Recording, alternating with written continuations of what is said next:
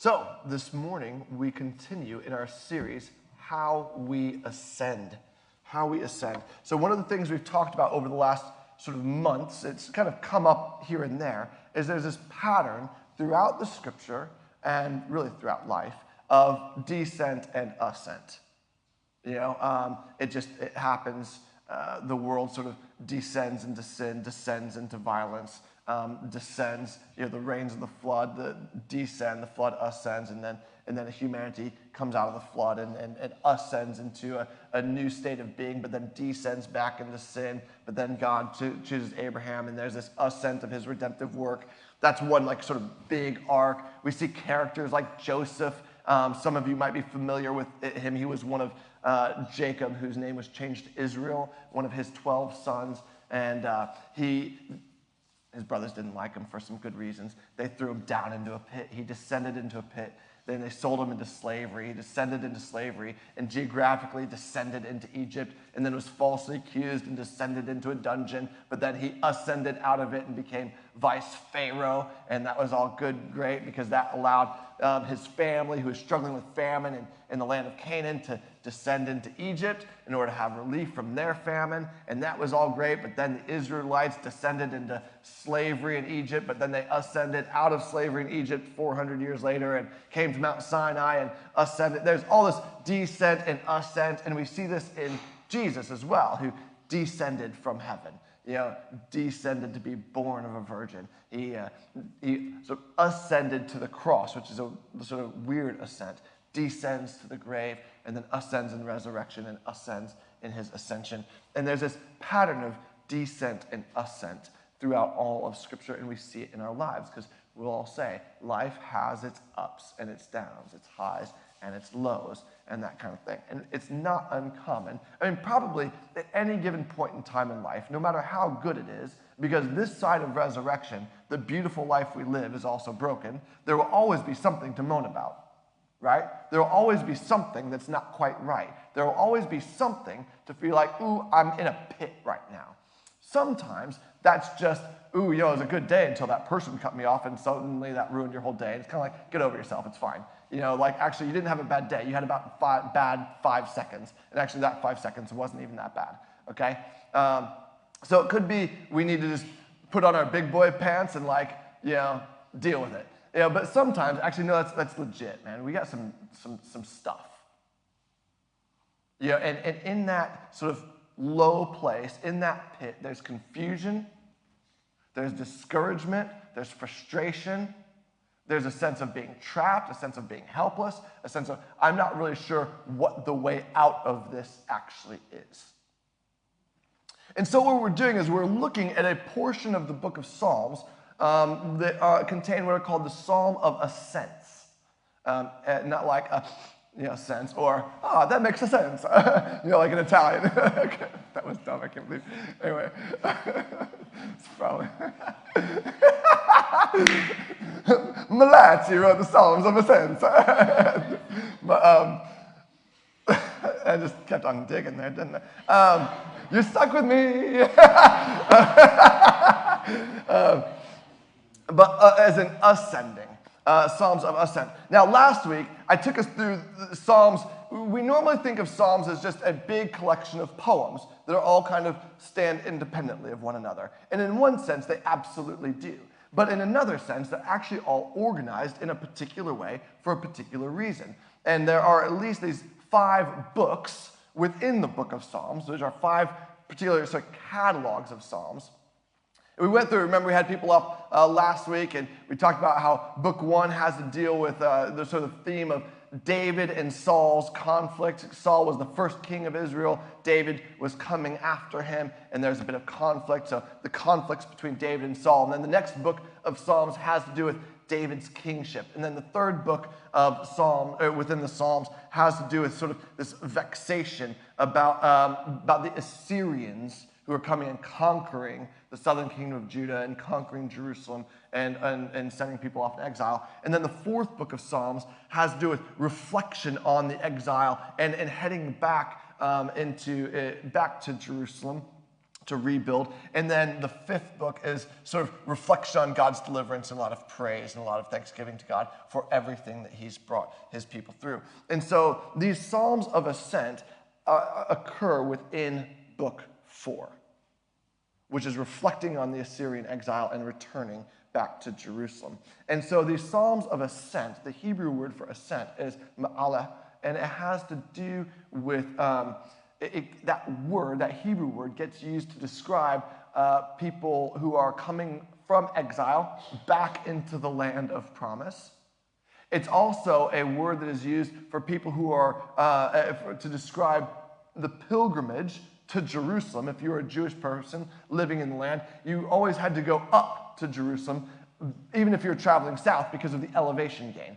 Okay, so it gets used to describe traveling to Jerusalem. And then also there are 15 Psalms of Ascent. And in Ezekiel's vision of a renewed temple, there are sort of 15 steps or stairs in the temple structure in the ascent into God's presence. And so the idea of these Psalms of Ascent is going from that place of exile, that place of alienation and distance from God, into the place of God's promise, and from within the place of God's promise into the place of God's presence.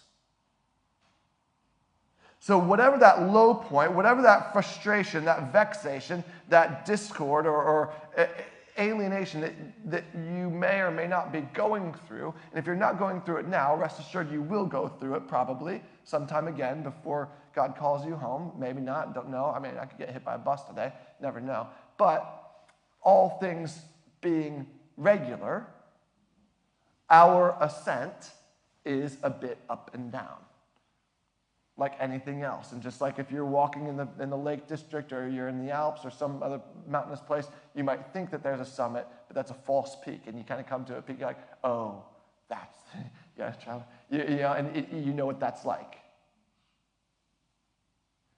And how do we get that when we're like ascending and we think we're coming out of it only to realize that the peak is yet further? How do we kind of go through that ascension?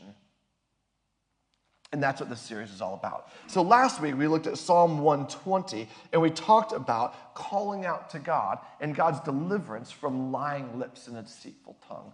The first thing that we need, if we're going to get out of that space of confusion, that space of alienation, and that space of vexation, is actually the lies need to be cut through. Right? And we need to have a vision of the truth. We need God to deliver us from deception and bring us into truth. And if you want to know more about that, then you can watch back to last week's sermon. This week, we're going to be looking at Psalm 121. So this is actually a very familiar psalm for us, at least the first line of it. Sometimes it gets called the Dorking Psalm, and you'll see why. When in doubt, if you're doing a funeral and you're doing a burial at the Dorking Cemetery, when in doubt, Psalm 121, because it begins, I lift up my eyes to the mountains, or to the hills, you probably know it more readily as. Where does my help come from? My help comes from the Lord, the maker of heaven and earth. He will not let your foot slip. He who watches over you will not slumber. Indeed, he who watches over Israel will neither slumber nor sleep. The Lord watches over you. The Lord is your shade at your right hand. The sun will not harm you by day, nor the moon by night. The Lord will keep you from all harm. He will watch over your life. The Lord will watch over your coming and your going, both now and forevermore. And so you can imagine if someone's being buried in Dorking Cemetery, you've got Box Hill, right there, the foot of it, and you can see over, Ranmore, and here in the Surrey Hills, I lift my eyes up to the hills, I lift my eyes up to the mountains. Where does my help come from? My help comes from the Lord, the maker of heaven and earth. Now, this notion of I lift my eyes up to the hills. When you're in a valley, when you're in a low spot, there's not really a lot of places to look but up. Now, let's be honest, many of us, when we're in that low spot, actually are quite happy to just keep looking at our feet and just look at the pit that we're in and look at the walls. for a variety of different reasons. Some of us, sometimes it's easy to wallow. Have you ever seen a kid fall over and scrape their hands, and all they can do is look at their hands and scream? Ah! Ah! And you've ever, as a parent or as an adult in that situation, have you ever said, no, look at me, look at me. Ah! But there's blood, my skin is broken. No, look at me. Look at me, look up. And remember we had that series in Colossians, look up. In that low spot, man, you gotta look up. Stop fixing your eyes on yourself and realizing you spilled a little bit of wax on your shirt. That's awkward. Stop looking at yourself and looking at your trauma or your injury or your hurt. Ah! Look up. Look up. I lift my eyes up to the hills, or I lift my eyes up to the mountains. Where does my help come from? Why does the psalmist look to the mountains? Well, there's one sense in that Mount Zion, where the temple was built, right, was a mountain among mountains. It was a mountaintop among mountaintops, and so you lift your eyes up to the mountains or lift your eyes up to the hills, and the psalmist is casting their eyes to the place of God's presence, right, as far as they were concerned, as far as they understood or experienced it at the temple. But there's another, so there is that, for sure, but there's another interesting little twist to this. Did you ever read particularly like 1st and 2nd Kings, or maybe 1st, 2nd Chronicles? You're like, no, I don't read those because those are full of names I don't understand and places I've never heard of and genealogies, and it's boring. So I skip to the good stuff. I go to Psalms, I keep on flipping until I find one that's really juicy, But we read in Kings and Chronicles that there are all these different kings, and some of them are good kings and some of them are bad kings. And one of the things that the good kings do is they cut down the high places, the Ashtar poles, and the other high places. And the bad kings tend to allow high places to be built. What are high places? High places are mountaintop locations where the worship of false gods would take place, right? Because if the gods are in heaven or they're up in the sky, then you want to try to get to a mountaintop to be closer to them, right? And in pagan worship, some of you might remember, do you remember the story of Elijah and the prophets of Baal on Mount Carmel? You remember this? So Baal was sort of the Canaanite Thor, if you will. The Eastern Mediterranean, ancient Near Eastern god pantheons were very similar. Thor and Zeus, Jupiter, whatever. Well, Thor is obviously Norse, but then you got Jupiter and flipping on Zeus, I just said. You have these, they do lightning, right? That's like their thing. Yeah. So Baal is a storm and lightning god. That's his thing.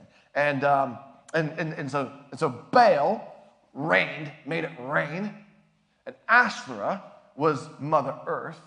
And so when Thor dropped his, if we can, for the kids' sake, dropped his fluid on Mother Earth gave life. Right? That's the mythology, that's the pantheon kind of thing. So we need to make sure Ashtoreth is happy. We need to make sure Thor is happy, because if they're happy, then they'll go on date night and life will spring forth from the land. Right?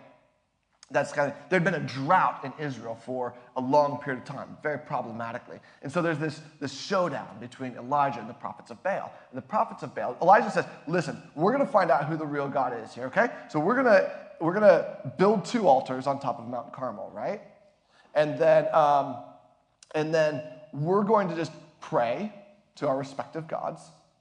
And whichever God lights the offering on fire, in other words, I'm letting Baal do his thing. All he has to do is do his thing. Strike lightning on this altar and make it catch on fire. That's it. All Baal has to do is what he's supposed to do every day, all the time. Cool. And so the prophets of Baal, and there's hundreds of them, are going through and they're trying to, they're wanting to rouse Baal's attention. And so you hear about them, they're cutting themselves and they're screaming and what would happen, you see me do it, they typically have much even longer hair than I've got, and it's all sort of dreaded out, and they would whirl around and they would cut themselves and they would do all kinds of things in order to try to arouse Baal's attention. Right?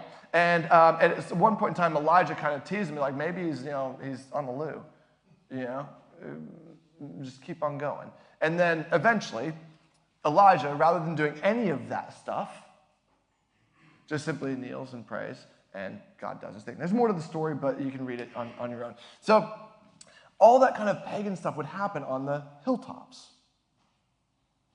Now we'll remember that God promised the Israelites, when you go into this land I'm going to give to you, do this law, and you'll have crops, you'll have babies, you'll be able to defend yourself from foreign armies, all the rest of it. Just obey the law. Just keep my covenant. That's all you need to do. You don't need to cut yourself. You don't need to whirl around. You don't need to get yourself in some sort of worshipful frenzy,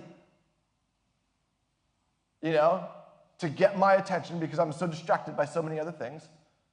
Just be faithful to the covenant. That's it. All right. So these high places are places where people would pursue other powers other than God in order to deliver themselves or have themselves delivered from whatever plight they were in. Right? And so that's why a pantheon of gods has a god of love and a god of war, a god of harvest, a god of rain, a god of sun, a god of this and a god of that, and goddess and whatever else. And you try to appeal to the specific deity who had the ability to minister to your specific problem.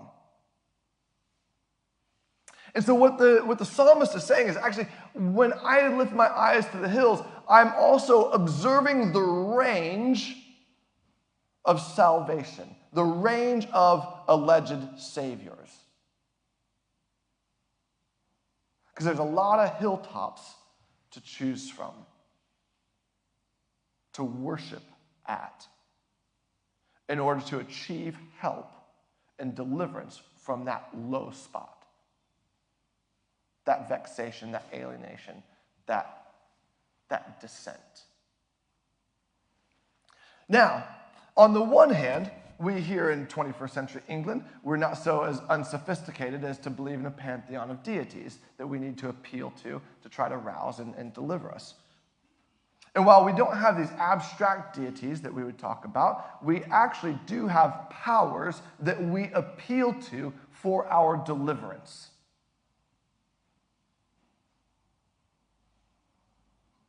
And so take a moment just to think, when I'm in a pit, when I'm in a rough spot, or if I'm afraid of descending into a rough spot, what are the powers that I appeal to, or that those around me would encourage me to appeal to?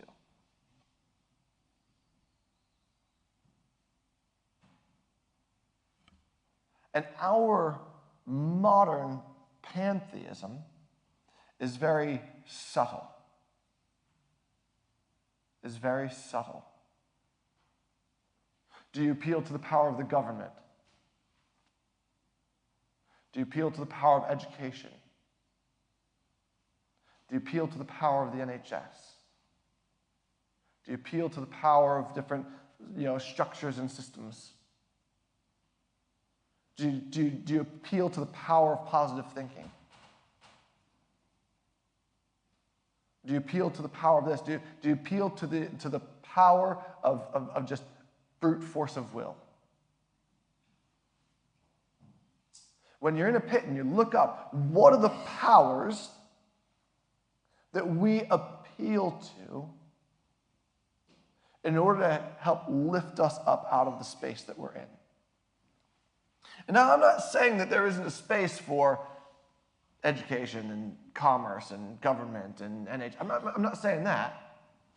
What I am saying, is that the power that we immediately appeal to? And I think the answer, even for us Christians, is most usually yes.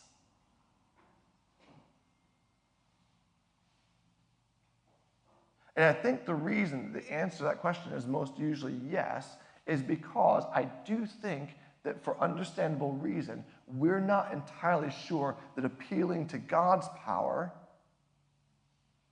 is reliably effective.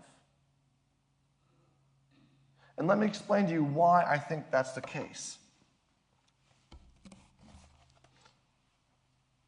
He will not let your foot slip. He who watches over you will not slumber.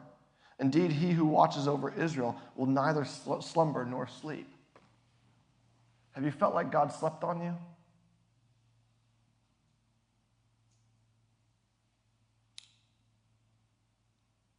Have you ever felt like God slept on you? You're not the first, you're not the only ones. We read in Matthew chapter 8, verse 23.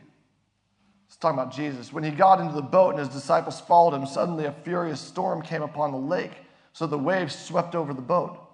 But Jesus was sleeping.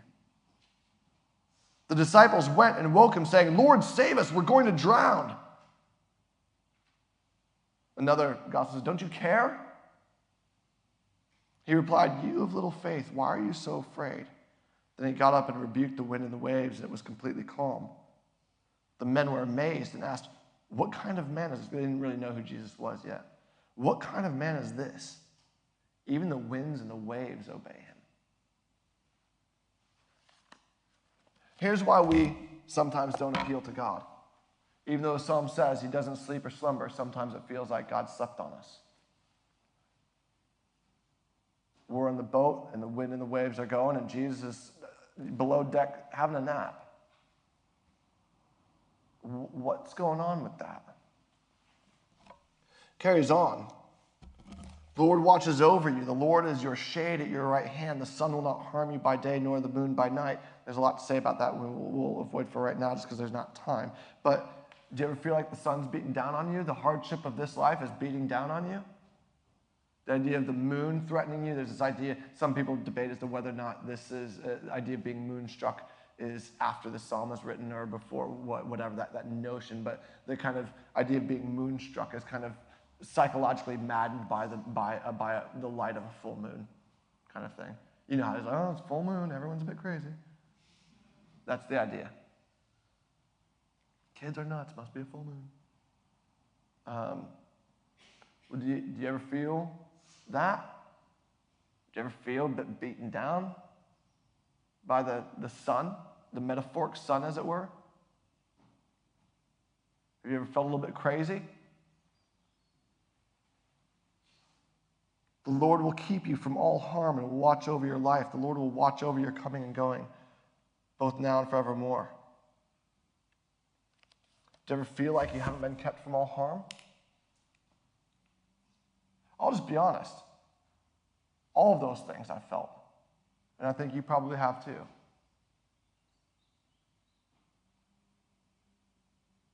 Yeah, and there's probably a number of times in life, if we're bluntly honest, let's just name it, we feel like God actually wasn't there and he let us down.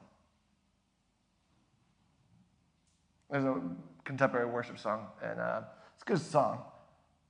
Yeah, but there's a hook in it. There's a hook line, a bridge. It says, "You're never gonna let me down.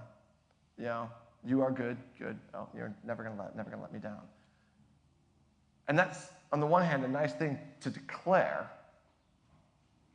but I'm not sure that's always lined up with my experience, if I'm blunt. And I think if we're going to follow Jesus honestly and together, then what we've got to be able to say is, there are times where it felt like God was asleep, it felt like I was harmed, it felt like the sun beat down on me. What's up with that? And so, I appealed to these other powers.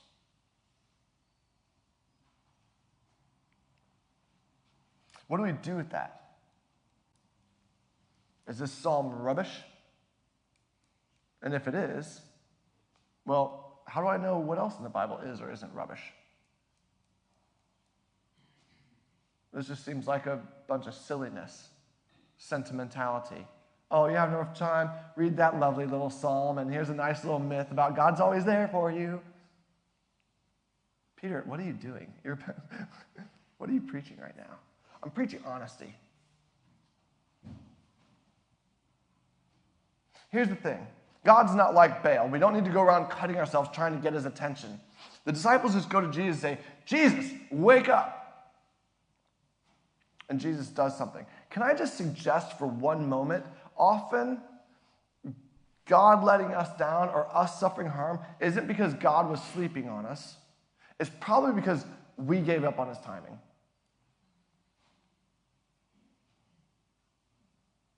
Like, can I say that?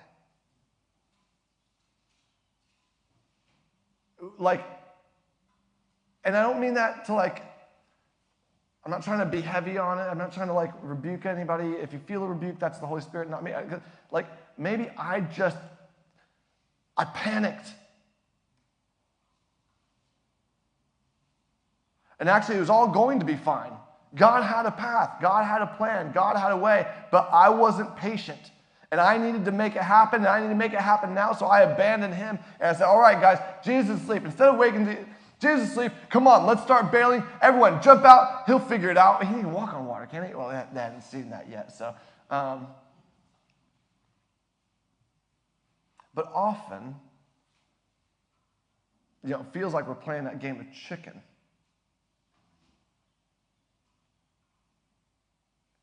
And instead of standing firm, holding fast, being still, fearing not. Remember our series in Advent about hope waits. We panic. We grab onto something else. It doesn't necessarily go to plan. And then instead of looking at ourselves, go, ooh, I probably need to take some responsibility for that. We're like, where were you, God? If you would have done something, I wouldn't have done that. What I did is your fault. Ooh. That's what our kids do, right? That's a childish response. Why'd you do that? Well, because you. Ooh. We adults never do that, do we?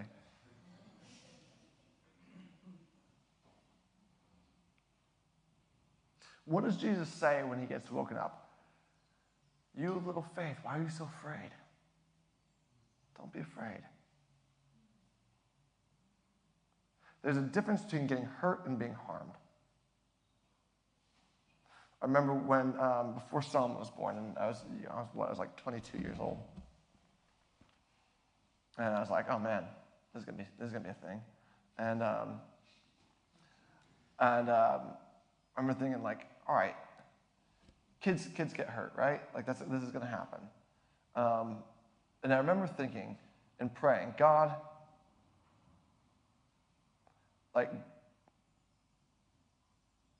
give me the wisdom. I don't remember exactly how I prayed it, actually, now. But something to the effect that give me the wisdom to discern how much hurt will make my kids strong and how much will actually make them weak. I'm not saying that very good. There's a certain amount of hurt that strengthens us. And there's a certain amount of pain.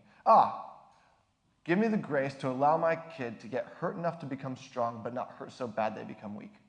That was what it was. Give me the grace to allow my kid to get hurt enough to become strong and not hurt so bad that they become weak. And can I say, a lot of us sell ourselves short. We sell ourselves short. I'm going to apologize for the athletic reference, but at the end of a football training, and I'm talking proper football, soccer, I remember you had a training session, you're exhausted, and the coach is manager's like, all right, everyone on the touchline, blowing the whistle, and we're going to do, we had to do these runs where you'd have to go from the touchline to the 6, to the touchline to the 18, to the 6, to the half, to the 18, to the 18, to the half. You know what I'm talking about? Oh, they were brutal. And you thought, I got nothing left. And coach blows the whistle again. Everyone to the touchline. And you're like, coach, I got nothing. I didn't ask if you had anything. To the touchline. Again. Oh, I think this is the last one. Another one. We will usually sell ourselves short. We need people in our lives to go, one more. One more. You got this, and I'm with you. And that's what God does. One more. You got this, I'm with you. One more. You got this, I'm with you. Don't look at the other powers looking for deliverance. Look to me. One more. You got this. I'm with you. I will let you get hurt enough that you become strong, but not hurt so bad you become broken. I got you. So how do we, in this vexed place, this place of alienation and exile, ascend into the place of God's promise? And from the place of God's promise into God's presence? It's just what the author of Hebrews says. Fix your eyes on Jesus, the author and perfecter of our faith, who for the joy set before him endured the cross, scorning its shame, and run with perseverance the race marked out for you. Don't give up. One more. You got this. I'm with you. That's how we move from alienation and despair and exile towards God's promise and God's presence. Amen? In a moment, we're obviously going to have communion, and that's a place where we step in towards God's promises. The new covenant in his blood, forgiveness of sin, the presence of his Spirit. That's where God says, you got this. I'm with you. Another week. Let's go. Before we come to communion, we are going to have a time of confession, and that can be whatever sort of thing. It might be that you've wallowed in your despair. It could be that you've looked at other powers.